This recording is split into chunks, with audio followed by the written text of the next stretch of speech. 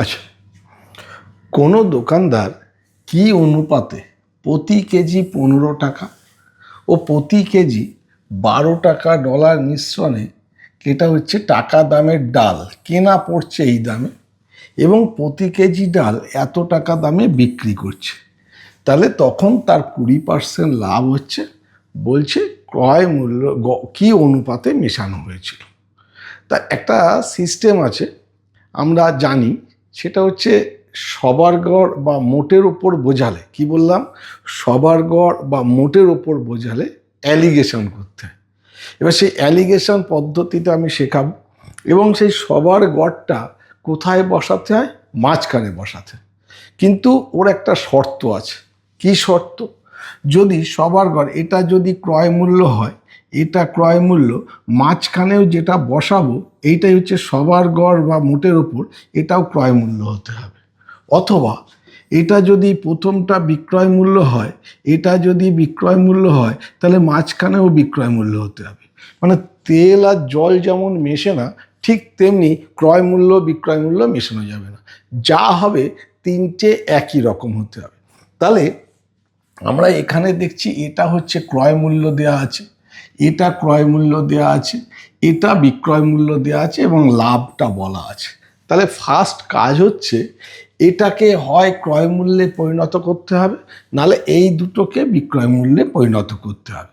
তা দুটোকে বিক্রয় মূল্যে পরিণত করার পরিবর্তে একটাকে ক্রয় মূল্যে পরিণত করা বেশি সুবিধা হবে এবং সময় সাপেক্ষ হয়ে যাবে। তাহলে আমরা এটা কি করব? এটা হচ্ছে 15 টাকা আছে, তাহলে প্রথম ক্রয় মূল্য হলো 15 টাকা। নেক্সট দ্বিতীয়টার ক্রয় মূল্য হচ্ছে 12 টাকা। এবারে গড় বিক্রয় মূল্য 16 টাকা 50। 16 টাকা 50 হচ্ছে সেল প্রাইস। কত পার্সেন্ট লাভ আছে বলছে? 20% লাভ।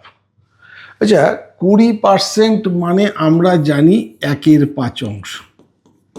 তাহলে 5 টাকায় যদি কিনি, 1 টাকা লাভ করে ক টাকায় বিক্রি করবো? 6 টাকায়।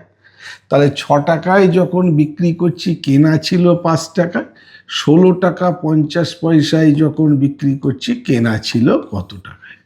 তাহলে এটা যদি কাটি, 6 দুগুণে 12, তাহলে এটা কত হবে? তারপর 4.5 টাকা, 2 টাকা 75 গুণ করলে 13 টাকা 75 পয়সা।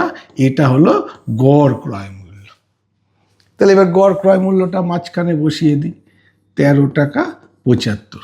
এটা অ্যালিগেশনের নিয়ম হচ্ছে কোনাকুনি যাব। এই দুটোর বিয়োগ মূল্য হবে এর অনুপাত, আর এই কোনাকুনি এই দুটো হবে এর অনুপাত। তাহলে 13 টাকা 75 থেকে 12 টাকা বিয়োগ করলে 1 টাকা 75।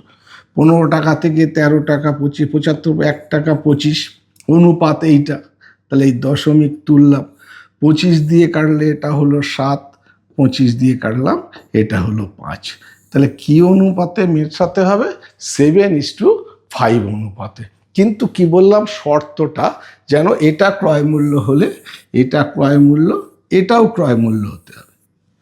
এটা যদি না করে আমরা যদি বিক্রয় মূল্য ধরে করতাম, তাহলে এখান থেকে বিক্রয় মূল্য বের করতাম, এটা বিক্রয় মূল্য, আর মাঝখানে এইটা বসিয়ে দিতাম, সেই রেজাল্টটা কিন্তু একই আসবে।